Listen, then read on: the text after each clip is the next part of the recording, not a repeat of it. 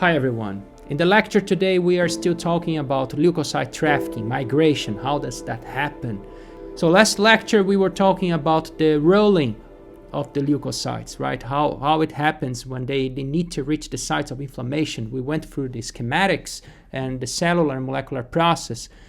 And today I want to introduce the conception of the T lymphocyte recirculation. So not all leukocytes, not all immune cells, but the T lymphocyte is one type of leukocyte. T lymphocyte recirculation. So it has everything to do with the migration of these T lymphocytes, how they come and go from the blood to the tissue in order to find an antigen or a pathogen. So the conception of T lymphocytes recirculation comes from the principle that they need to travel through our body in order to find the pathogen, in order to find a substance, an antigen, something that they recognize to be foreign or pathogenic. So if you think about COVID as an example, right? The infection will most likely happen in the epithelial cells of the nasal mucosa when you get infected, and then fragments of this virus will be captured by dendritic cells or macrophages, most likely dendritic cells, and they will bring this virus, this fragment of virus, to the lymphoid organs. That's the place, the nursery, where the whole immune response will start. They could be cervical, thoracic, inguinal, and in different parts of our body we have in total 800 of these small nodes. And they will start checking the pathogens, bacteria, virus that are captured from the tissues, right? So it happens that in our body we have hundreds of billions of different T lymphocytes. If you just look at them, they look the same. They have like that round shape with a T cell receptor on the top of it. What differs one lymphocyte from another is what they can recognize, what they can react, what they can attach and fight. For example, a T lymphocyte that is meant to fight a cancer cell will never be efficient to fight a virus like COVID. Or another T lymphocyte that is meant to recognize a protein that is expressed in the capsid of a virus will never recognize another protein that is expressed in the bacteria. So these hundreds of billions of T lymphocytes, they are created at the moment that we are born, and they mature in the thymus in the beginning of our lives, and then they drop into circulation as naive. They are ready. We already have the defense against all this kind of stuff. And they will keep circulating in the body until the moment that they find a pathogen, until the moment that they find that particular protein, the fragment of the spike, for example. And then what happens? That unique clone that found the pathogen, it amplifies, it activates, and from that clone, one cell, you start having millions of cells. And you amplify the army for that. So initially you have the repertoire of naive cells that can find everything.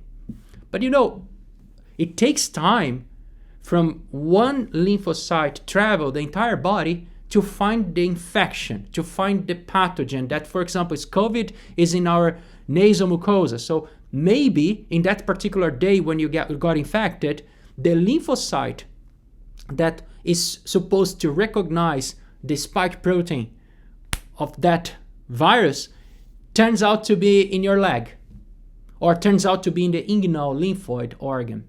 So it's not there yet. It's not close by the area of infection. It takes time for this lymphocyte to travel, to find it, and then the disease is developing. Turns out that in our biology, we have an efficient mechanism to ensure that the lymphocyte that is far away from the site of infection or far away from the lymphoid organs that are close by of this infection, this lymphocyte will travel to get to that site to maximize the chances to find the antigen, the pathogen, and then amplify an army to fight this infection. So the process that happens is the T lymphocyte recirculation. This is what I want to discuss today. The T lymphocyte recirculation includes the recirculation of the naive T cells until the moment that they find a pathogen and they become an activated lymphocyte.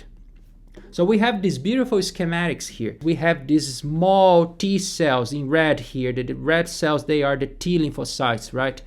And you can see that they have expressed here the T cell receptor in the surface. So the receptor is the antenna, or is the key that will attach to the fragment of the pathogen and will activate these lymphocytes to proliferate and create an army out of it. So the lymph nodes are strategically located surrounding the organs and tissues of our body to check those tissues, check for infection, right? And how they check that? They absorb the lymph, the liquid that is coming from the cells of these tissues. What kind of liquid is that? Well, we not only have blood as a liquid in our body. You remember when you have a blister in your hand or in your foot, it's nothing but a bubble of water. Well, that water inside of the blister is what we call lymph. It's the water coming from the cytoplasm of the cells that the cells use to communicate to one another. So they secrete that water. So these things are happening outside of blood vessels, right? And they might sometimes accumulate in the tissue. So the lymphatic system is another organized system full of pipes that collect this lymph coming from the tissues and get them checked in the lymphoid organs, in the lymph nodes. So we have 800 lymph nodes in our body, distributed in different parts surrounding the tissues and organs to check the water, the liquid coming from the cells of these tissues. And eventually the pathogen, the virus, the bacteria, they will not necessarily infect the blood. They most likely will infect the tissues. So all this mass, all this infection is happening in the tissue level. So imagine what's the best place to find the pathogen? In the blood? Well, they might be in the blood, but they're most likely now amplifying, proliferating inside of the tissue. And then the lymph nodes are just expecting that the T cells will arrive there as well, inside of the lymph node, and they will show the T cells, okay, we have a pathogen growing outside in that particular tissue, and you, T cell, need to amplify in numbers to fight this pathogen. So how does that happen? The T cells that initially never found a pathogen, they are smaller in terms of volume, and they are traveling through the blood vessels. And then when they arrive to the lymph nodes, they arrive through what we call high endothelial vanule. So this high endothelial vanule, it's also a blood vessel, right? So they have just a smaller caliper, and they are now irrigating the lymph node. So the cells that constitute the walls of this high endothelial vanule, which is pretty much a blood vessel as well, but a smaller one and then irrigating the lymph node, they are also different from the cells in the walls of the entire blood vessel outside of the lymph node. That means that these endothelial cells are specialized to express molecules in the surface of their cell membrane that will attach to the naive T lymphocytes, because the T lymphocytes coming from the bloodstream, they need to stop there and they need to get inside of the lymph node. So these endothelial cells here, they receive this high endothelial vanule, they receive this name because they are specialized.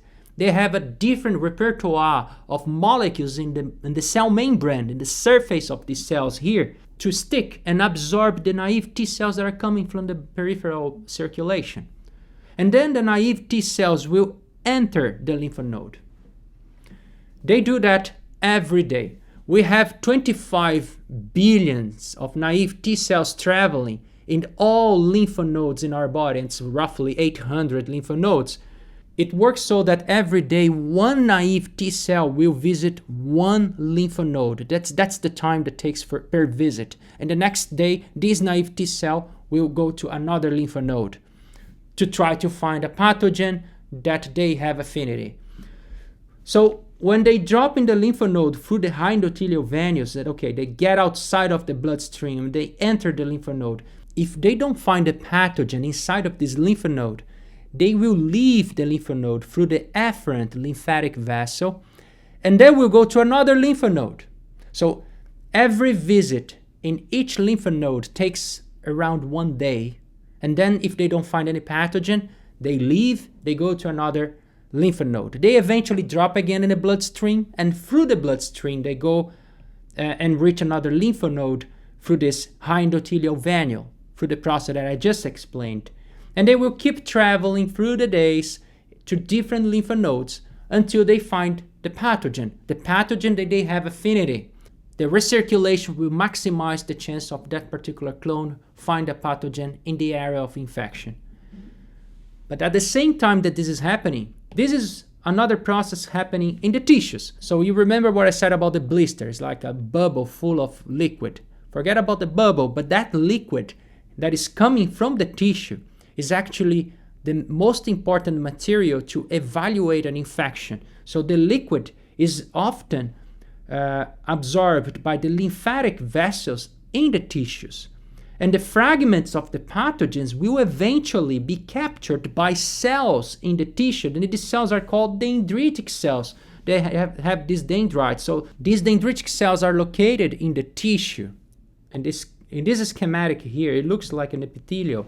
And these dendritic cells, they have specific adapters in the cell membrane that are specific to patterns of molecules expressed in the microbes only, not in our tissues, but in the microbes. So once the microbes infect there, these adapters will say, hey, there's a microbe here. So they are antennas. They really detect very efficiently. We will see this afterwards in the lecture of innate immunity. What adapters are those? Like talk about scavenger receptor, toll-like receptors. We'll talk about them. And now that this dendritic cell recognizes the pathogen, they know that it shouldn't stay there. They change their metabolism so that they will now move and try to find a pipe, a lymphatic pipe, by the way, not blood vessel, but a lymphatic pipe or lymphatic vessel that will collect all that liquid coming from the cells, including the pathogen and the dendritic cells. And they will go through this vessel, this lymphatic vessel, and they will try to find a lymph node. They will carry this pathogen with them into the lymph node, the nearby lymph node that is checking the pathogens in that particular tissue or area of the organ. And when they do that, they arrive to the lymph node through the afferent lymphatic vessel. And here they are, bringing the pathogen here. And they will bring this pathogen to the center of the lymph node, what we call the T cell zone, right? I will not go into details. There is an anatomy lecture about the lymph node, but bear in mind that this is the T cell zone. Why T cell zone? Because it's the area where when the T cells are arriving through the high endothelial venules here, so they go through the venules and they drop in the lymph node, they will mostly locate in the T cell zone. It's like a stroma. It is the center of the lymph node. And then the dendritic cells will start presenting the pathogen to the T cells. So there is a pathogen here.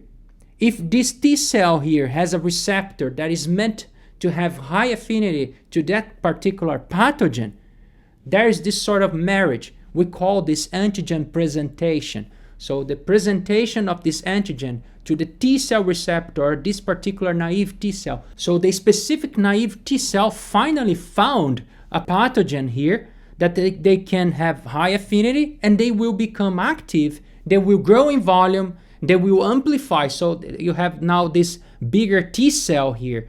And when they grow in volume, they also change the structure of the molecules that are expressed in the surface of this cell. And then they will leave the lymph node.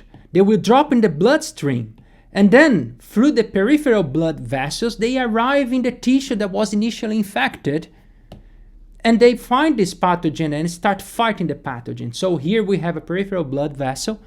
The T lymphocyte will identify, we saw in the past lecture, the infected area is full of those selectins that are putting some brakes in the lymphocytes that so start rolling there. And then the chemokines that are secreted will have high affinity with the chemokine receptor in the T cell. And then they stick there. They start expressing adhesion molecules. They infiltrate the tissue and they fight the pathogen. So watch again the previous lecture that I talk about the arrival of these T lymphocytes in the infected area.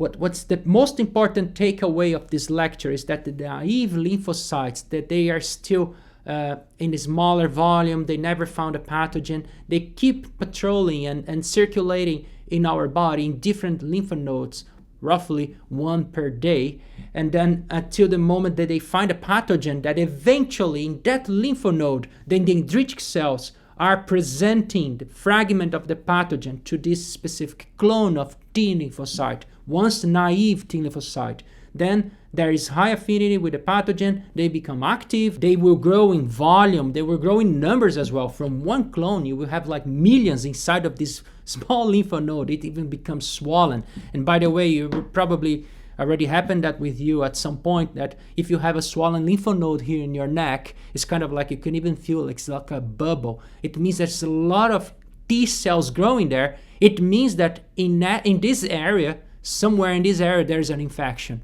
Or even as often that you have like a bee bite in your neck, and then the poison or whatever the parts of this vein is, like a protein or toxin, is being captured by the dendritic cells of the tissue, and they get checked in the surrounding lymph nodes. That's why sometimes we have a swollen lymph node here in our neck, and most often we will find like a mosquito bite somewhere there.